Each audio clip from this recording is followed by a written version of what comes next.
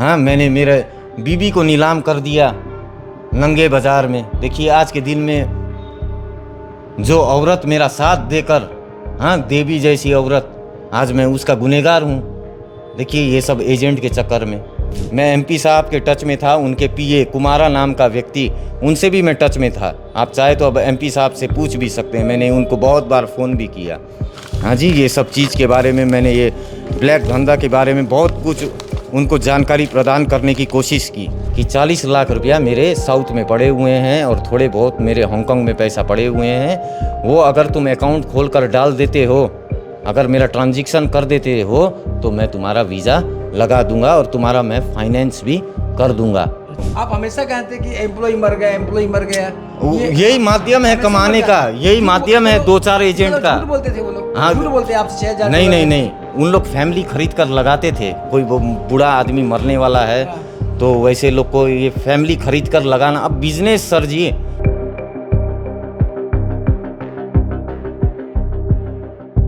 खाली आप ग्राहक लेके आओ, चढ़ावा हम तुमको चढ़ाएंगे, बाकी सेटिंग हमारा, लूटना हमारा काम और है। वहाँ लड़की का देर धमाधम आंख चिम करके वीजा लगता है।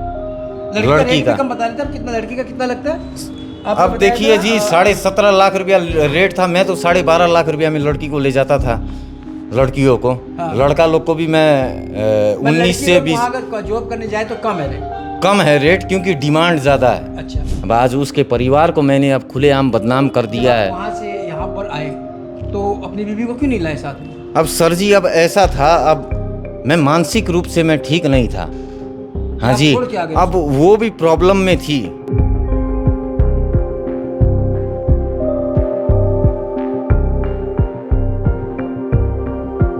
मैं 2.5 साल होने लग गए, मैं एजेंट नहीं हूँ। मैं तो देखिए एक समाज सेवा में था। कितना ग्रुप में भी क्यों जुड़े आप? पैसे तो हम वहाँ इजराइल में थे तो काम तो हमको भी तो करना पड़ता था। ग्रुप में बढ़िया काम आता था तो हम तो डूब जाते थे। अच्छा, आप इसलिए देखते थे कि आप जाके कांटेक्ट कर ले भाई। हाँ जी, अब मैं इजराइल में जिस एजेंट के साथ में काम किया, वो एजेंट ने मुझे एक जगह, ऐसे जगह भी नौकरी दी।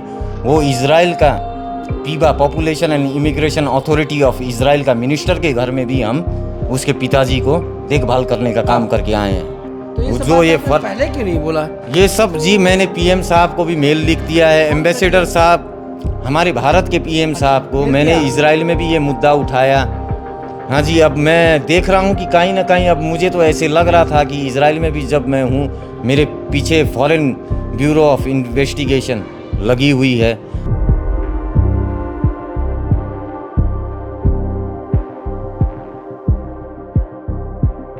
जो काउंसिलर ये सब चीज़ को हैंडल करता था, और एक नाम का जो संचरिया का निवासी है, नेपाल संचरिया का निवासी है, उसके तालमेल में ये सब काम होता था। इन लोग नेपाल के डॉक्यूमेंट्स बना कर, आदमी जो नेपाल के नागरिक हैं उनके इंडियन पासपोर्ट बना कर आदमी को इजराइल रिक्रूट करते थे।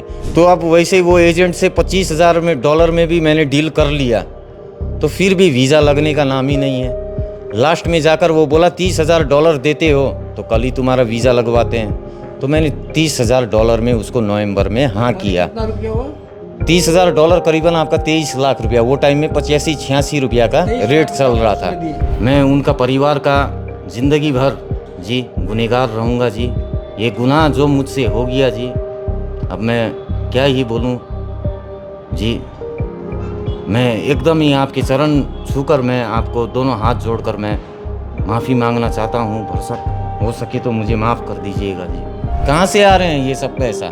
2 नंबरी का ना पैसा है ये। 15-20 करोड़ रुपया मेरे अकाउंट में ट्रांजैक्शन हुए, कहाँ से आ रहे थे ये पैसा? हांगकांग का चैनल में लिंक है, हांगकांग का चैनल लिंक है, हांगकांग में साहू बैठे हैं। वो तो आपके अकाउंट में ये सारे पैसे आए तो आपके ही माने जाएंगे। तो आप ही कैसे माने जाएंगे? जवाबदेही तो आपकी ही होगी। अमेरिका, ईरान वाला जी और इजराइल वाला तो आप वहीं थे क्या? हाँ जी। लास्ट ईयर जब 2024 में भी आप आ गए वहाँ से, ये भी तो बहुत बड़ी बात है। 2024 में भी मेरी टिकट 20 तारीख अप्रैल को थी। यहाँ इलेक्शन चल रहा था, एमपी इलेक्शन। तब भी मैं वोट देने के लिए 1 हफ्ता की छुट्टी लेकर आया था 2024 में। जिस दिन मेरी फ्लाइट थी वो दिन मेरी फ्लाइट कैंसिल हो गई। आप इतने पैसे लगा के इजराइल गए, क्या कमा के लाए वहाँ से? आप आए हो खबर समय के बाद। करप्शन हो रहा है। इजराइल एम्बेसी जो दिल्ली में JNU यूनिवर्सिटी के पास में है, वहाँ का उसका नाम है, उस पे चढ़ावा चढ़ता है। आज के दिन में वो ये 2 नंबरी फर्जी काम करता है। एजेंट है नक्सलबाड़ी चेंगा निवासी जो। इसमें आपने कितनी कार्रवाई, जब आप खुलेआम बोल रहे हैं, कैमरे के सामने बोल रहे हैं, हाँ तो इससे पहले आपने कितनी कार्रवाई की उनके विरुद्ध? यहाँ जाने से पहले? इनके खिलाफ मैंने ओपन कार्रवाई की। मैंने मेल लिखा एम्बेसडर साहब को। तो शुरुआत में जब मैंने प्रोसेस चालू किया तो ट्रेनिंग फीस के बारे में मुझे 80,000 रुपया बोला गया। तो मैंने ट्रेनिंग ली। ट्रेनिंग के बाद में मुझे वीज़ा का रेट 16.5 लाख रुपया बताया गया। 80,000 के अलावा? 80,000 के अलावा 80,000 तो सिर्फ आपका ट्रेनिंग सेंटर में हाँ। ट्रेनिंग का लिया गया। सायरन बजता है, बंकर है। अब हम जानबूझकर रास्ते में घूमेंगे तो क्या पता जी मिसाइल हमारे ऊपर भी तो गिर सकती है। अब बंकर दिया है तो हमें बंकर का इस्तेमाल करना पड़ेगा। सायरन बजते ही बंकर में चल जाओ, तो आप भी चल जाते थे? हाँ जी, बस हम और जितने बार भी युद्ध हुआ है, हम और हमारी बीवी प्राय साथ ही रहे हैं।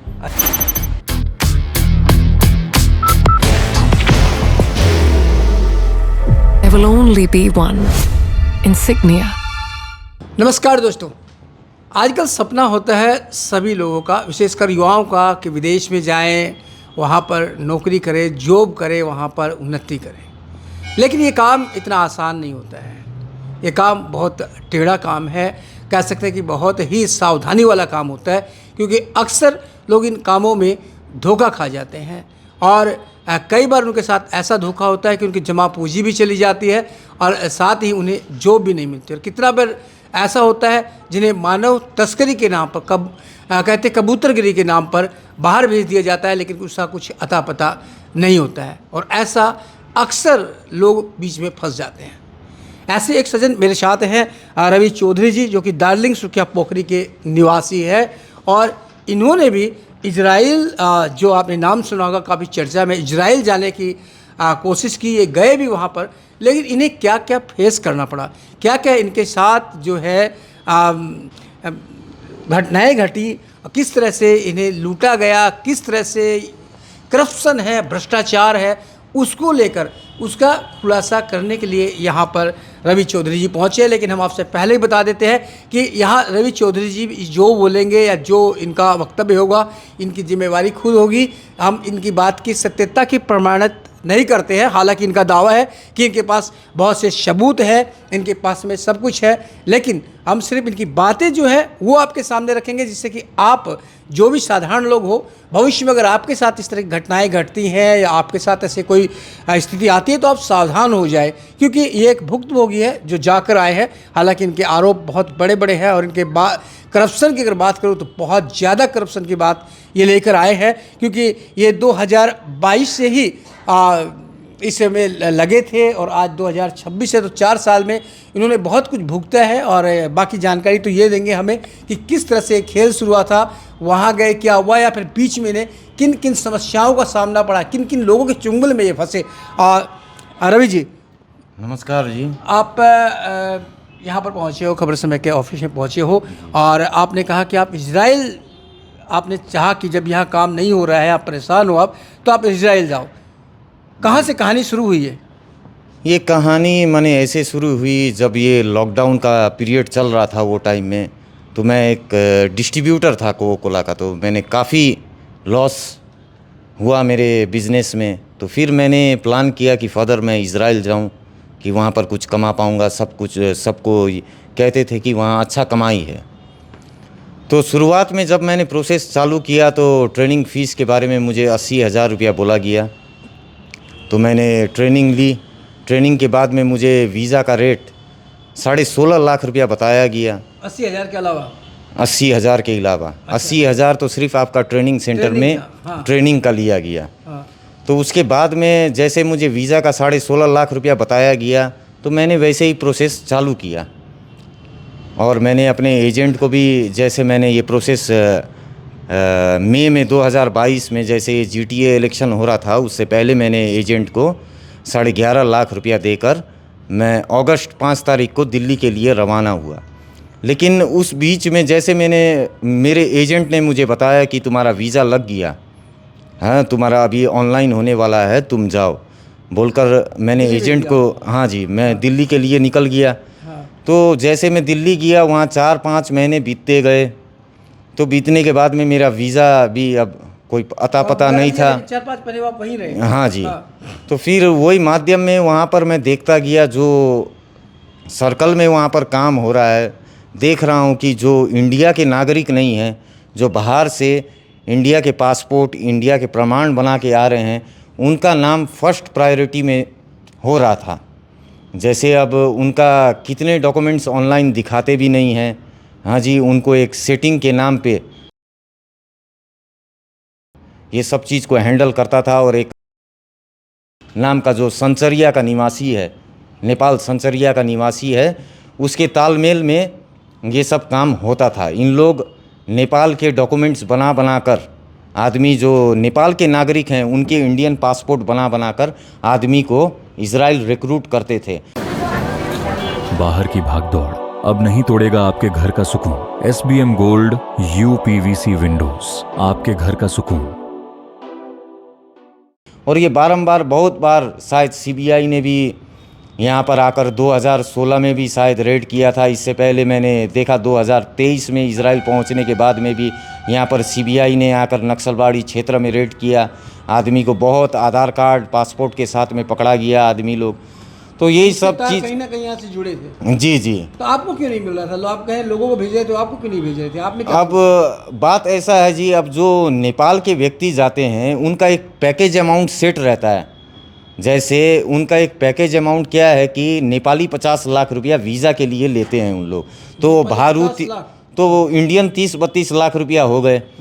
और उन लोग क्या है, डॉक्यूमेंट्स मेकिंग में 10 लाख रुपया उन लोग से लिया जाता है पास। लेते हैं? हाँ जी। तो इसमें अब प्राय अब आप डॉक्यूमेंट्स देखते हैं कि अब ऑनलाइन का ज़माना तो अब आज ना आया है। पहले क्या था, सब स्टैम्प के मार्फत में बनते हैं। अब आज के दिन में कितने एजेंट ऐसे हैं कि जो घर बैठे, एक मैंने आपको जैसे बताया ना, देखिए ये सुपरिटेंडेंट ऑफ पुलिस से दिए जाने वाला ये एक पुलिस क्लियरेंस सर्टिफिकेट है। मैंने जब दिल्ली के लिए मैं अगस्त 5 तारीख को रवाना हुआ तो मैंने दार्जिलिंग सुपरिटेंडेंट ऑफिस से, हाँ जी, मैंने जुलाई में अपना पुलिस PCC बनाया था। रिकॉर्ड अभी तक दार्जिलिंग पुलिस स्टेशन में होगा। और ये देखिए दिसंबर का डेट का ये पुलिस PCC है। आपने बनवाया? ये मैंने 15,000 रुपया में ख़रीदा है एजेंट से। वो आपने नहीं बनवाया? ये हाँ जी, ये मैंने ख़रीदा है। जैसे ये बर्थ सर्टिफिकेट वगैरह भी मैं आपको अब दिखाना चाहूँगा। आपके 5 बर्थ सर्टिफिकेट बना? हाँ जी, मेरा 5 बर्थ सर्टिफिकेट है। आप चाहे तो आपको मैं दिखा दूँ। कैसे बनाइए? वहीं पर बनाया? ये जी सब चीज़ पैसा का खेल है। आपको ऑनलाइन ये देखिए, अब वो मिस्टेक पे मिस्टेक निकालते जाते हैं। ये एक ही है और 2-4 डॉक्यूमेंट। हाँ जी, ये नीचे ये नया बनाइए और उसमें पैसे काटते हैं। हाँ जी, ये देखिए, ये PCC के लिए भी मैंने दिल्ली में अप्लाई किया था, तो दिल्ली से डिस्पैच नहीं हुआ। मैं टच में था, मैं MP साहब के टच में था। उनके PA कुमारा नाम का व्यक्ति, उनसे भी मैं टच में था। आप चाहे तो अब MP साहब से पूछ भी सकते हैं, मैंने उनको बहुत बार फ़ोन भी किया। हाँ जी, ये सब चीज़ के बारे में मैंने, ये ब्लैक धंधा के बारे में बहुत कुछ उनको जानकारी प्रदान करने की कोशिश की। हाँ जी, लास्ट में मेरा जब वीज़ा 16.5 लाख रुपया में बात होकर मुझे दिल्ली भेजा गया, तो वहाँ पर मेरा जो इजराइल का एजेंट था, जो वीज़ा लगाने वाला आदमी, उसने बार बार मुझे ब्लैकमेल करना कोशिश कर दिया। अब ब्लैकमेल इन द सेंस, कभी बोलता था अब 16.5 वाले वो आदमी मुझे देखो अभी कैश $25,000 दे रहा है। तो अब आदमी को देखिए, कोई अब ज़्यादा अमाउंट दे रहा है तो फर्स्ट प्रायोरिटी तो वो आदमी उसी को ना देगा जी। वो कहाँ 16.5 लाख रुपया का मुंह देखेगा $25,000 के आगे। तो लास्ट में ऐसे देखता गया। अब घर बार सब कुछ तो छोड़ कर आ गया हूँ जी। अब दिल्ली में रह चुका हूँ इतना महीना से, आदमी की सबको पता चल गया इजराइल जा रहा है। तो अब क्या करूँ, अब घर भी वापस लौट नहीं सकता। तो अब वैसे ही वो एजेंट से $25,000 में भी मैंने डील कर लिया, तो फिर भी वीज़ा लगने का नाम ही नहीं है। लास्ट में जाकर वो बोला $30,000 देते हो तो कल ही तुम्हारा वीज़ा लगवाते हैं। तो मैंने $30,000 में उसको नवंबर में हाँ किया। कितना रुपया हुआ? $30,000 करीबन आपका 23 लाख रुपया। वो टाइम में 85-86 रुपया का रेट चल रहा था। हाँ जी, ऑनलाइन में अब 1650 की जगह आपने 23 लाख कितना दिया? हाँ जी, वो टाइम में ऑनलाइन में अब डॉलर का भाव 83-82 ये सब था, लेकिन वो ब्लैक में वही चलता है। ये सब हांगकांग से लिंक है ये सब रैकेट। अब देखिए, तब जाकर वो वीज़ा लगाने क्यों माना। अब मेरे पास तो उतने कैश पैसे नहीं थे। मैंने तो जो 11.5 लाख रुपया थे, मैंने यहाँ एजेंट को, अपना इंडियन एजेंट को ऑलरेडी उनके रेसिडेंस में जाकर एग्रीमेंट करके मेरे लॉयर के साथ मैंने उन्हें बाकायदा दे दिया था। तब उन्होंने मेरे ऊपर एक प्रस्ताव रखा कि 40 लाख रुपया मेरे साउथ में पड़े हुए हैं और थोड़े बहुत मेरे हांगकांग में पैसा पड़े हुए हैं, वो अगर तुम अकाउंट खोल कर डाल देते हो, अगर मेरा ट्रांजैक्शन कर देते हो, तो मैं तुम्हारा वीज़ा लगा दूंगा और तुम्हारा मैं फाइनेंस भी कर दूंगा। अच्छा। और आने वाले दिन में भी मैं तुम्हें इंटरेस्ट भी माफ़ कर दूंगा।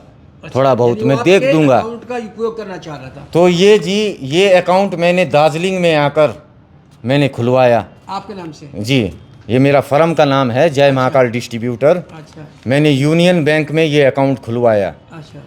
ये अकाउंट में अगर आज जाकर आप स्टेटमेंट निकलवाते हैं जी, ये अकाउंट में करीबन आपका 10 करोड़ से ऊपर ट्रांजैक्शन हुआ है। सब वो एजेंट के माध्यम से। आपको नहीं मालूम था कि आपके अकाउंट में? ना जी, मालूम सब कुछ था। जैसे फिर मैं आप क्यों करने दे रहे थे? आपको मालूम था कि विदेश से अब मैं क्या करूं जी, मैं इजराइल पहुंचने के बाद में जैसे मैं उनका काम करना नहीं चाहता था, वो अब धमकी आता था। इजराइल भेज दिया था उसने? हाँ जी, वो टाइम में जब मैंने उनका काम करना चालू कर दिया, इजराइल भेज दिया। दिसंबर में मेरा मतास लगा। जनवरी 11 तारीख को मेरा वीज़ा ऑनलाइन हुआ। जैसे वीज़ा ऑनलाइन हुआ, एक हफ्ता में मेरा फ़ोन आया कि तुम्हारा एम्प्लॉय मर चुका है, अब तुम्हें सेटिंग करना पड़ेगा। तो वहाँ काउंसिलर के साथ में, अब वो काउंसिलर ही करता है, हर एक इजराइल जाने वाले व्यक्ति से आप पूछ सकते हैं। नाम का एक काउंसिलर है, वो सेटिंग करता है और उसी माध्यम के द्वारा वो पैसा छाप चुका है। इसमें नेपाल का संसरिया, जिसका नागरिकता दोनों है, भारत का भी है, नेपाल का भी है, वो पहले नेपाल के नागरिकता में इजराइल जा चुका भी है, वहाँ पर काम करके अपना लाइन बैठा कर आया है और उसका कारखाना भी काकरभिटा में है। तो ये सब जो बात ये आपने पहले क्यों नहीं बोला? ये सब जी मैंने पीएम साहब को भी मेल लिख दिया है, एम्बेसडर साहब, हमारे भारत के पीएम साहब को मैंने इजराइल में भी ये मुद्दा उठाया।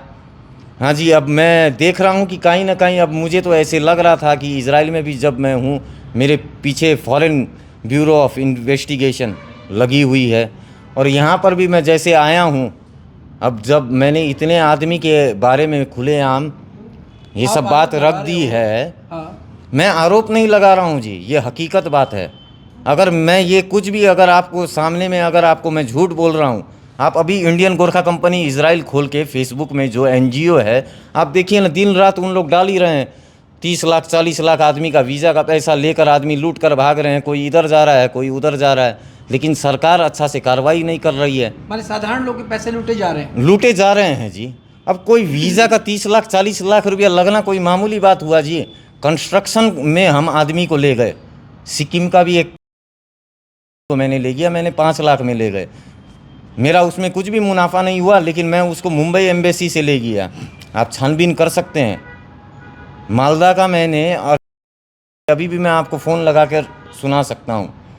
हाँ जी, उसको भी मैंने ले गया। 5 लाख में मैं बात किया जब मेरा ये कांड हुआ। फिर आप ले जाने लगे, मतलब अभी एजेंट बन क्या गए। करें जी, तो बाकी इतना चढ़ गया, कभी बोलता है ब्याज लाओ, कभी बोलता है 2 महीने में मेरा पैसा क्लियर उनके करो। चक्कर में आप एजेंट बन गए। वहाँ पर हर कोई व्यक्ति जो इजराइल पहुँचता है काम करने के लिए, एजेंट पहले ही उनको, देखिए सबके पास इतना पैसा नहीं होता है जाने के लिए। हाँ हाँ। एक इजराइल जाने में एक मामूली सा खर्चा 50 लाख रुपया आप बता रहे हैं, मामूली बात है? नेपाली 50 लाख रुपया अब नेपाल के आदमी को। ठीक है, तो इंडिया का भी तो 32 लाख ये तो हम लोग इंडिया के आदमी देकर जा रहे हैं।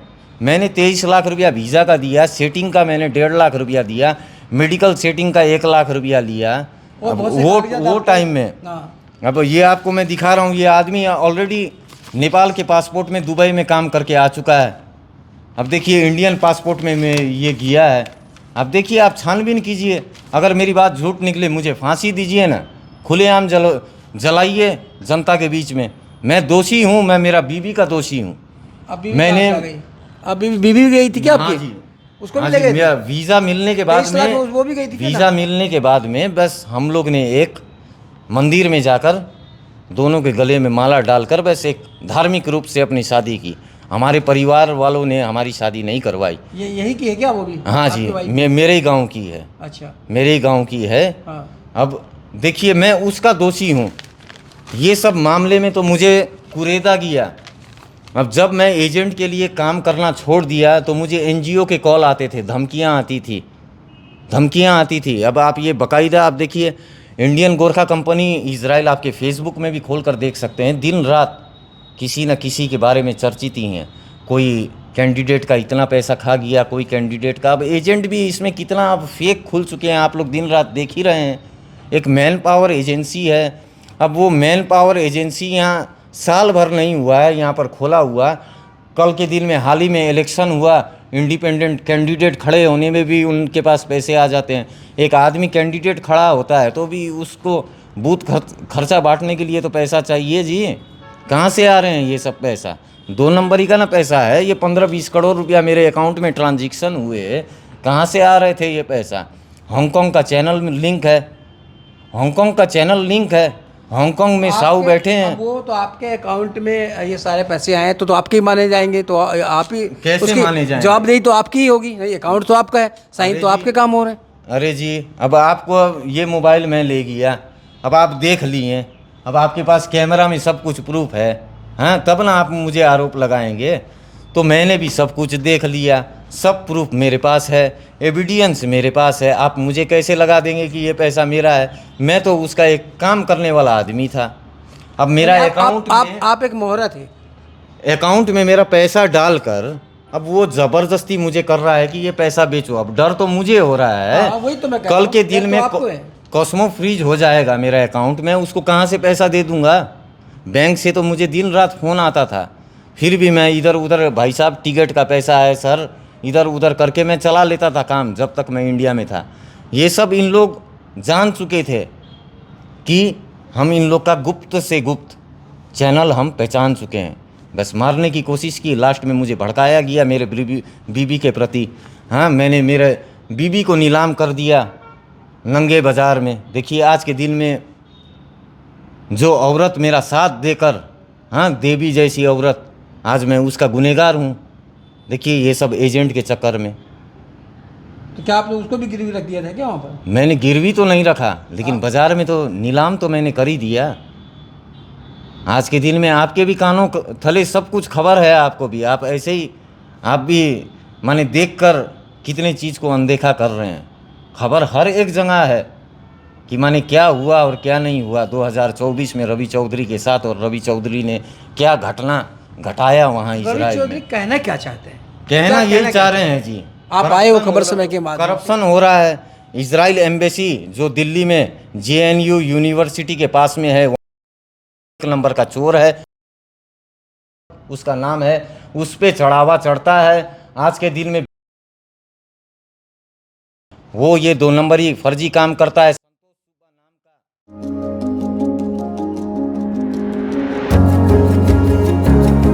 मनोकामना हॉस्पिटल, इस्कॉन मंदिर रोड, सेवक रोड, सिलीगुड़ी। एजेंट है नक्सलबाड़ी चेंगा निवासी जो। इसमें आपने कितनी कार्रवाई, जब आप खुलेआम बोल रहे हैं, कैमरे के सामने बोल रहे हैं, हाँ जी। तो इससे पहले आपने कितनी कार्रवाई की उनके विरुद्ध? यहाँ जाने से पहले इनके खिलाफ मैंने ओपन कार्रवाई की। मैंने मेल लिखा एम्बेसडर साहब को, जब मैंने इजराइल में भी मेल लिखा। बाहर के एजेंट मुझे फ़ोन कर कर धमकी देते हैं, तुम इसके बारे में क्यों कंप्लेन किया, तुम इसके बारे में क्यों कंप्लेन किया। अब मैं क्या करूँ, वहाँ मार दे तो, और ऐसे तो मेरा किडनी स्प्लीन सब कुछ चला गया। आदमी मेरा मर्डर को, हैरेसमेंट, टॉर्चर। किडनी आप बता रहे, किडनी कैसे? अब देखिए जी, किडनी तो नहीं बेच दी है जाके इजराइल में? ना बेचा उचा नहीं जी। देखिए कुछ चीज़ को मजाक के रूप में भी मत लीजिए। घटना मेरे साथ घटी है, उसको मैं जानता हूँ जी। आज के दिन में आदमी क्या है, आप आलू दे दीजिए, दूसरा उसमें तेल डालेगा, दूसरा 5 फोड़न डालेगा, उसको आलू दम बना देगा। चाहे चाबी इधर से घुमाइए चाहे उधर से घुमाइए, स्टार्ट तो गाड़ी होनी है। तो आपने 2 बार कहा ना कि मेरी किडनी क्यों, आखिर क्या अब हुआ? ये ऐसा माध्यम आया जी। देखिए कल के दिन में मुझे ऐसा भड़कावा आदमी ने चढ़ाया मेरे दिमाग में। अब उन लोग चाहते थे कि मुझे, अब जैसे मेरा बीबी का सपोर्ट मिल रहा था, अब मेरे बीबी के चलते अब वहाँ पर कितने आदमी मुझे हिला नहीं पा रहे थे। अब तो अलग कर दिया आपको बीबी से? ना अलग ऐसे कैसे कर देंगे जी। आपकी बीबी अब आपके वो और मेरे बीच का संबंध है। अब हम लोग का 2 जन का मन जानता है हम लोग आपकी क्या वाइफ हुए आपके हैं क्या साथ नहीं है? हुए। अब वो तो अब बाद में अब बताएगा, अब समय बताएगा अब क्या है क्या नहीं है। आज के दिन में मैं अभी कैसे खुला प्रस्ताव रख दूं, वो मुझे माफ़ करेगी या नहीं करेगी वो तो अब उसका मन जाने। अब आज उसके परिवार को मैंने अब खुलेआम बदनाम कर दिया है। वहाँ से यहाँ पर आए तो अपनी बीवी को क्यों नहीं लाए साथ में? अब सर जी अब ऐसा था, अब मैं मानसिक रूप से मैं ठीक नहीं था। हाँ आप जी, छोड़ के आ गए अब वो भी प्रॉब्लम में थी, वो प्रॉब्लम में थी। अब उसके परिवार में भी अभी घटना घट रखी है। उनके भाई की 4 महीने की बेटी थोड़ी परेशानी से गुजर रही है। हाँ जी, अब सब आदमी को तो पैसा चाहिए ना जी। अब हम लोग तो ये काला धंधा में तो नहीं जुड़े हैं कि कल के दिन में एक को फ़ोन करेंगे, हाँ जी 10 डालो, हाँ जी 1 डालना, हाँ जी नोट नंबर में यहाँ पैसा चढ़वाना, मेरा आदमी आ रहा है लेने के लिए, नोट नंबर लिखो। वहाँ से आने में भी कोई खर्चा लगता है या जाने में से जैसे लगे आपके 23-24 लाख लग गए, 25 लाख लग गए, अब आने देख- में भी कोई खर्चा है वहाँ से? आने में तो क्या खर्चा है, आने में तो कोई फ्लाइट- खर्चा नहीं फ्लाइट का किराया है। क्या? फ्लाइट का किराया है जी और टैक्सी का भाड़ा है। माने 20-30 हज़ार में हो जाएगा। हाँ 20-30 हज़ार में कैसे जी। अब फ्लाइट अब देख देख कर है, समय अनुसार अब देख देख कर है। कोई टाइम 50 हज़ार भी लग जाता है, कोई टाइम 1,00,000 सवा लाख रुपया भी लग जाता इतना भी है, लग कोई टाइम आपका 22-23 हज़ार रुपया में भी काम बन जाता है। तो जब युद्ध चल रहा था वहाँ पर तो आप थे क्या?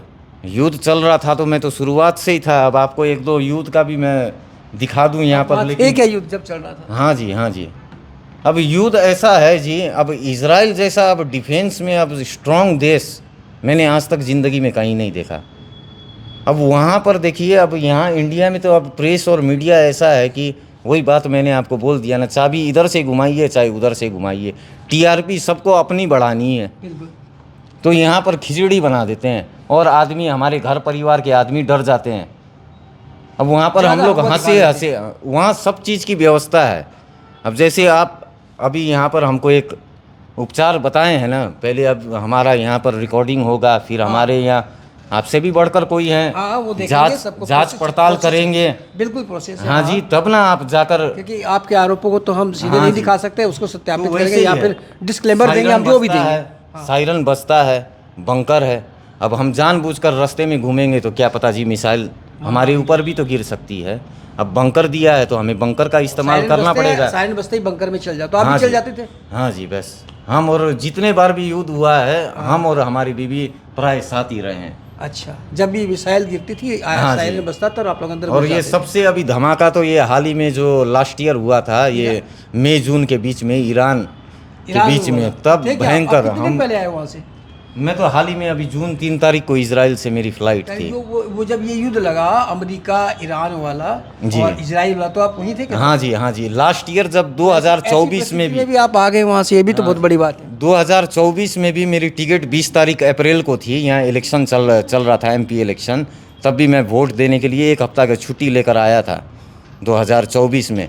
जिस दिन मेरी फ्लाइट थी वो दिन मेरी फ्लाइट कैंसिल हो गई। आप इतने पैसे लगा के इजराइल गए, क्या कमा के लाए वहाँ से? कुछ कमाई करके लाए? क्या कमाए, अपना शरीर ठीक ठाक आ गया, कमा कर तो मैं यही लाया अपने सर में। अब तो देखिए, कमाने गए थे कि कुछ कमा के लाएंगे। आज कोई 30 लाख रुपए लगाता है तो स्वाभाविक है कि चाहेगा कि भाई हम करोड़ों कमा के लाएं। करोड़ मेरा कमा यही के सवाल लाएं। है, आपके माध्यम से कहना चाहता हूँ युवाओं से कि जो सोचते हैं कि हम इतने पैसे लगा के हम कमा के आएंगे, हम करोड़पति बन जाएंगे या हमारी दुनिया चेंज हो जाएगी, उसके लिए आप क्या कहना चाहोगे? आप क्या लेके आए?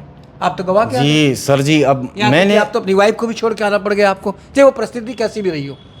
सर जी अब मैंने तो क्या कमाया, जो मैंने कमाया था देखिए मेरे बीबी के माध्यम से मैं कमा रहा था, लेकिन जो वहाँ पर मैंने कमाई किया, वो एजेंट लोग मेरे साथ ऐसा ना चक्कर खेल गए कि वहाँ पर एक का वीज़ा लगाते थे, 1 हफ्ता में अब वीज़ा लग जाता था तो बोलते हैं कि माने तुम्हारा एम्प्लॉय मर गया, एजेंसी $6,000 काटेगा।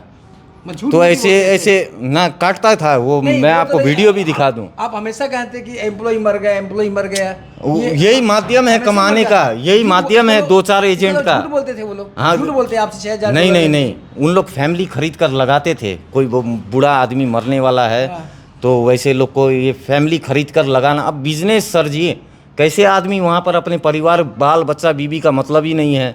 आदमी कैसे वहाँ पर 15-15, 20-20 साल से पड़े हुए हैं, कितने तो घर भी नहीं आते हैं। क्यों पड़े वहाँ पर फिर वो लोग? कमाई। पैसा है जी, वहाँ कमाई सांदी होगी। कटाई है, सांदी कटाई है। चांदी कटाइए। आप दो नंबर जाइए से जो है, 2 नंबर से 2 नंबर जहाँ बेईमानी पर से भी तो है। जाइए, जहाँ पर भी जाइए। अगर इतना होता तो आप भी कमा के आ जाते। आज के दिन में एक आदमी मंत्री बनता है जी, उसने 5 करोड़ का प्रोजेक्ट निकाला, उस कॉन्ट्रैक्टर को दिलाया, तो परसेंटेज तो मंत्री जी को भी तो मिलता है। 2% हो चाहे 5% हो, मंत्री जी को भी तो मिलता है जी। हम भी कॉन्ट्रैक्टरी काम तो किए हैं जी, नहीं, हमें नहीं मालूम। हम भी तो कॉन्ट्रैक्टरी काम तो किए हैं। इजराइल तो हम गए हैं। अब ये तो बात की ना बात है। इजराइल इससे में पहले जैसे इंडिया में लोग सुना है मैंने कि मिलता है, तो इजराइल में भी मिलता है क्या? इजराइल में आप कैंडिडेट दीजिए, आप अपने एजेंट जिस माध्यम से जा रहे हैं, जिस एजेंट के थ्रू से, उसको आप 2 मेरे भाई को लाना है, वही एजेंट बोल देगा पैसा भी हम डाल देंगे, नींबू भी हम निचोड़ देंगे, तुमको $1,000 भी दे देंगे। खाली आप ग्राहक लेके आओ, ग्राहक लेके आओ, चढ़ावा हम तुमको चढ़ाएंगे। बाकी सेटिंग हमारा, लूटना हमारा काम और है। वहाँ लड़की का दे धमाधम आँख चिम करके वीज़ा लगता है। लड़की का लड़की रेट भी का कम बता रहे थे आप, कितना लड़की का कितना लगता है? आपने अब बताया देखिए था, जी 17.5 लाख रुपया रेट था। मैं तो 12.5 लाख रुपया में लड़की को ले जाता था, लड़कियों को। हाँ। लड़का लोग को भी मैं पर 19 लड़की से लोग 20 वहाँ अगर जॉब करने जाए तो कम है रेट। कम है रेट, क्योंकि डिमांड ज़्यादा है। अच्छा डिमांड ज़्यादा है। अच्छा अच्छा, हाँ। Elevate your career at IIHM Siliguri, organizers of the International Young Chef Olympiad. Earn a degree with placements in France and Mauritius. Now in Kalimpong. और बस काम क्या देते हैं आप? जैसे काम आप इजराइल देखिए- में और लोग जाते हो, क्या क्या मिलता है आपको? काम देखिए, चाहे जॉब कोई क्या भी करते हैं? आदमी जाए, नेता मंत्री किसी का भी बेटा बेटी जाए, काम केयर गिविंग का है। बुढ़ा बुढ़ी को देखना, बस उनको नहलाना, खिलाना, पिलाना, सुलाना, झाड़ू लगाना, घर साफ घर करना। साफ करना, ये सब इसके चीज़ है। अलावा कोई बड़ा काम नहीं है। आपको देखिए सैलरी टंच मिलेगा, आपको खाना जो भी कितना है सैलरी मिल जाती है वहाँ पर? सैलरी। अब आज के दिन में जो हमारे इजराइल के प्रधानमंत्री और भारत के प्रधानमंत्री मिलकर ये करप्शन के बारे में जो इन्होंने, इनके भी तो कान में पड़े हैं, तब ना जाके इतना रेट बढ़ा दिए हैं। आज के दिन में वहाँ आदमी 2 से 2.5 लाख रुपया आराम से आँख चीम महीने- करके महीना में इंडियन। खर्चा पानी काट के कमा लेता है, इंडियन। मिनिमम। और जो अभी सुपरमार्केट, कंस्ट्रक्शन और ये हाउसकीपिंग होटल वगैरह में जा रहे हैं, उनका 3-3.5 लाख रुपया, 10,000 के आसपास। और काम के लिए कमी नहीं है। माने काम केवल लेकिन छोटे ही मिलने वाले हैं। देखिए जी, अब चाहे वो ये, हाउस कीपिंग का हो, चाहे गार्डनिंग का हो, चाहे ड्राइवर का हो, यही सब। ये देखिए अब कितना यहाँ आ रहा है, 45 शेकेल पर आवर। ये सब एजेंसी वगैरह है। अब ये ये एजेंसी लालच वगैरह दे से हम काम करते हैं। लालच क्यों देंगे? ये काम दे रहे हैं 45 रुपया, 45 शेकेल पर आवर का। 45 शेकेल इंटू 35 कीजिए ना, कितना हुआ अच्छा, ये तुम इतना रुपया आपको पर आवर। अब आपके ऊपर है, आप 10 घंटा काम करना चाहेंगे कि 15 घंटा, आप जितना छापना के हिसाब से चाहें। काम है। हाँ जी, वहाँ पर वही है। और तो जो आप अभी ये ग्रुप करो, क्या अभी भी आप सक्रिय हो क्या एजेंट के रूप में? मैं 2.5 साल होने लग गए, मैं एजेंट नहीं हूँ। मैं तो देखिए एक समाज सेवा में था। फिर आप कितना ऐसे ग्रुप में भी क्यों जोड़े आप? ऐसे ही तो हम वहाँ इजराइल में थे, तो काम तो हमको भी तो करना पड़ता था। ग्रुप में बढ़िया काम आता था तो हम तो ढुक जाते थे। अच्छा, आप इसलिए देखते थे कि आप भी जाके कांटेक्ट कर ले भाई। हाँ हमारा जी। है। अब मैं इजराइल में जिस एजेंट के साथ में काम किया, वो एजेंट ने मुझे एक जगह, ऐसे जगह भी नौकरी दी। वो इजराइल का पीबा, population and immigration authority of Israel का मिनिस्टर के घर में भी हम उसके पिताजी को देखभाल करने का काम करके आए हैं। अच्छा, मोशे साहब उनका नाम था, जो मिनिस्टर हैं। हाँ। और तो उन लोग, भाषा में कोई दिक्कत नहीं होती? भाषा देखिए जी, भाषा ऐसा है, वहाँ कौन सी भाषा चलती है? हिब्रू। इजरायली? Hebrew Hebrew. तो आप जैसे हम लोग यहाँ नमस्कार बोलते हैं, वहाँ शलोम बोला जाता है। ठीक है, लेकिन यहाँ हम लोग भाषा तो नहीं आएगी तो आप कैसे समझोगे? तो क्या करते हैं अब उसके लिए? भाषा वहाँ पर जाने के बाद में अपने आप सिखा देते हैं परिवार वाले ही। अब आपको आदत हो जाएगी, तालमेल। अब देखिए मैं जैसे 24 घंटा एक ही माहौल में रहेंगे तो हाँ आपको आ जी, जाएगा। हाँ ये जी। सारा समझने लग जाओगे आप। अब नहाना को अम्बाटिया बोला जाता है, लेटरिन को शेरुतिम बोला जाता है। सब ये सब आप अब पिक मेन दवाई। आपकी वाइफ वहाँ क्या करती है? वो भी अभी केयर गिवर थी, अब भरसक अभी अब बाहर में काम करती है। लेकिन उसकी जो डिग्निटी है और जो उसकी कैपेसिटी है, वो आज के दिन में अब बोल रहा हूँ तो अब आपको मैं क्या बोलूँ। अब हाँ ठीक है, तो देखिए, गुनहगार उसका रह गया। ठीक है। ये अगर मुझे इस प्रस्ताव में अपने बीबी के लिए अगर सरकार मुझे फांसी भी दे तो मैं खुशी खुशी चढ़ूँगा फांसी। और मैं एक समाज के लिए उदाहरण भी बनना चाहता हूँ, एक नारी शक्ति के लिए एक मैं उदाहरण भी बनना चाहता हूँ समाज में। और अगर सरकार मुझे एक उदाहरण बनाकर फांसी भी दे तो मुझे मंजूर है। देखिए रवि चौधरी जी हमारे साथ हैं जो अब अपनी कहानी बता रहे हैं कि किस तरह से वो इजराइल गए थे पैसा कमाने के लिए और किस तरह से उन्हें करप्शन का सामना करना पड़ा, किस तरह से उन्हें लूटा गया, क्या क्या उनके साथ वहाँ होता। हालांकि उन्होंने अपनी कुछ वाइफ को लेकर भी बातें कही, लेकिन हालांकि उनका खुलासा हम नहीं जान पाए, हम पूछेंगे भी नहीं कि क्या वजह रही या किस वजह से ये अपनी वाइफ के गुनाहगार है, वो इनका पर्सनल विषय हो सकता है। लेकिन हम यही कह सकते हैं कि लोग सपने सजा कर जाते हैं और लुट कर आ जाते हैं। कमाई बहुत है लेकिन सही माध्यम से आप जाते हैं, सही तरीके से आप जाते हैं तब, क्योंकि मैं फिर बता दूं आपसे 90% मामलों में ऐसा ही होता है, जो विदेश भेजे जाते हैं उनमें धोखाधड़ी ही होती है और बेईमानी होती है, जिसका प्रत्यक्ष उदाहरण चौधरी साहब ने दिया कि किस तरह से अपने मेहनत के पैसे लगा के गए और इन्हें क्या क्या वहाँ पर करना पड़ा। अंततः वहाँ से परेशान होकर उन्हें यहाँ पर वापस भारत में ही आना पड़ा है। हालांकि उन्होंने कई संगीन आरोप भी लगाए हैं भ्रष्टाचार को लेकर, लेकिन हम इनके जो आरोप है ये इनके व्यक्तिगत विचार है, इनका जो भ्रष्टाचार का आरोप है, क्योंकि हम उसकी पुष्टि नहीं करते हैं। लेकिन ये ज़रूर कहते हैं कि इस तरह के घटना अगर घटती है तो आप लोग भी सावधान रहें, ताकि इस तरह की समस्या का सामना आप लोग को न करना पड़े। कुछ कहना चाहेंगे लास्ट? हाँ जी, मैं अंतिम में मेरी वाइफ, उनके परिवार, उनकी माताजी, उनके पिताजी, उनके भाई और उनके समस्त परिवार को अपने दोनों हाथ जोड़कर माफ़ी मांगना चाहता हूँ जी।